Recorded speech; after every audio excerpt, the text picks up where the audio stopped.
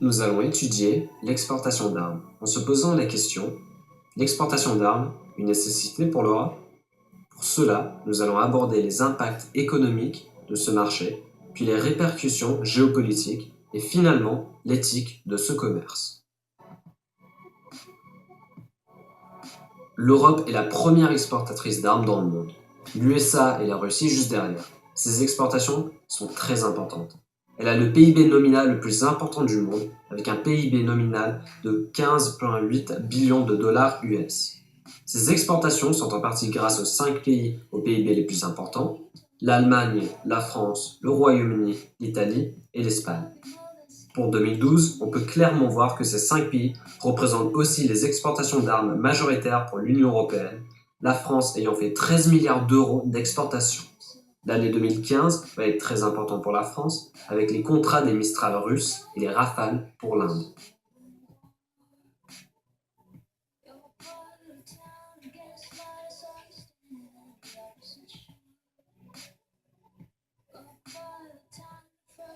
Nous nous apercevons que pour cette année-là, l'aéronautique a été très important avec des contrats équivalents à peu près 18 milliards d'euros. L'Union européenne compte 235 millions d'individus à actifs occupés, dont 600 000 dans le secteur de l'exportation d'armes, donc autour de 0,3% des emplois de l'Union européenne. Ceci démontre donc l'importance de ce secteur car elle crée de nombreux emplois pour l'Union européenne. La plupart des emplois dans l'armement sont des industries américaines telles que Lockheed Martin et Boeing. Mais dans les 10 plus importantes industries, le troisième plus important est une industrie du Royaume-Uni, BAE Systems. Le septième est une industrie EADS, regroupant plusieurs pays européens. La neuvième industrie est Finmecca, une industrie italienne. Et finalement, en 10e position, Thales, une industrie française. À retenir que chaque industrie a une spécialisation. Par exemple, la France, avec Thales et Sagem, qui se concentrent sur l'électronique, DCNS et MBDA dans la missilerie, et Safran et Dassault dans l'aéronautique. Certaines industries, telles que Boeing, ont des doubles objectifs. Elles peuvent aussi bien créer des avions commerciaux comme des avions de guerre. Sur l'aspect social maintenant, les exportations d'armes sont d'une importance économique non négligeable, grâce au fait qu'ils créent des emplois ainsi que stimulent l'économie européenne. Les industries essayent de renvoyer une image moins négative d'elles-mêmes, en ayant des pages sur des réseaux sociaux tels que Facebook et Twitter, pour dissimuler la violence associée à leurs produits. Elles renforcent l'idée d'armes défensives pour la protection de la nation française. Les publicités de recrutement présentent une image plus positive de l'industrie en l'associant à d'autres industries du secteur secondaire. Les industries montrent l'importance de leur secteur en approchant directement leur public.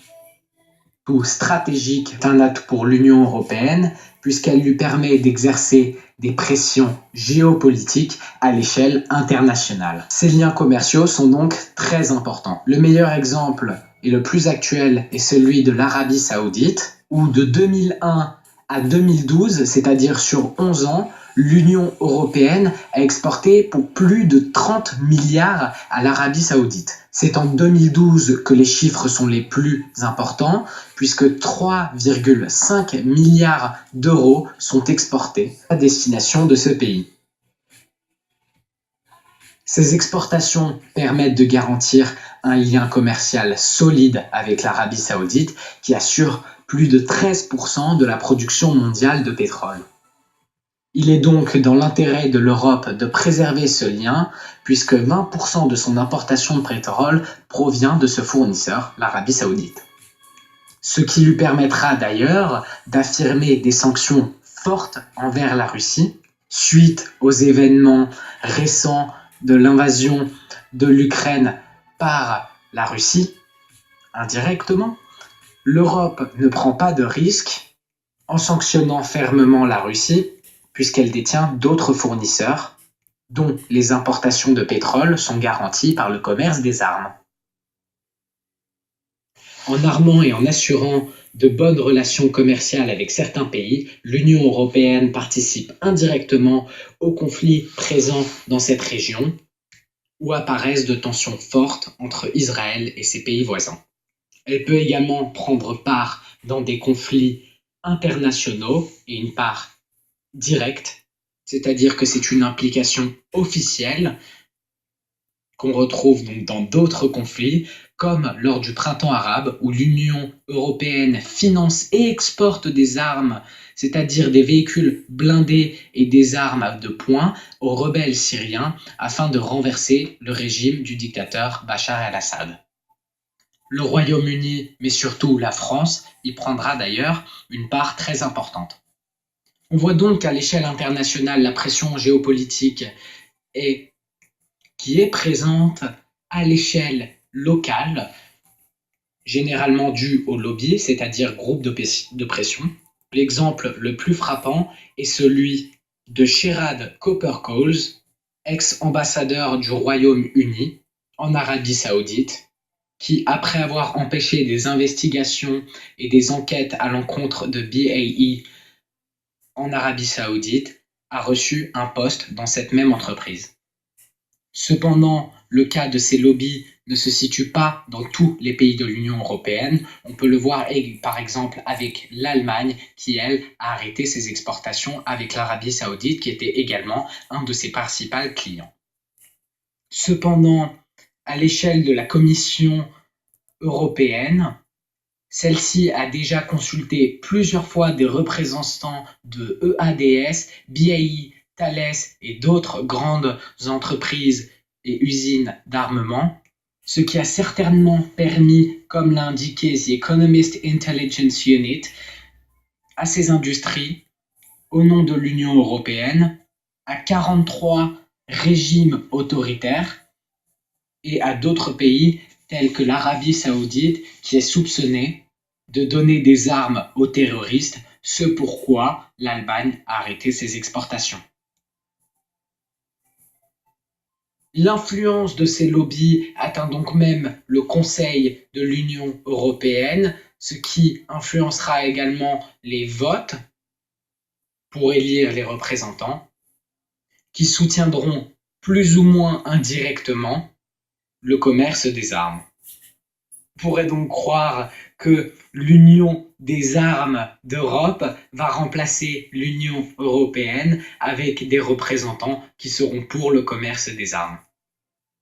Au final, la pression politique qui se fait à l'échelle locale influence la pression géopolitique que l'on retrouve à l'échelle internationale, ce qui fait de l'Europe l'un des exportateurs d'armes les plus importants à l'échelle internationale et lui permet donc de s'imposer en puissance mondiale.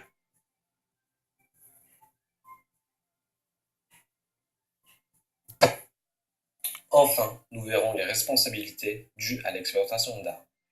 Tout d'abord, nous allons faire un rappel des valeurs de l'Union européenne. Lors du traité de Lisbonne, traité signé en décembre 2007 entre les 27 États membres de l'Union européenne.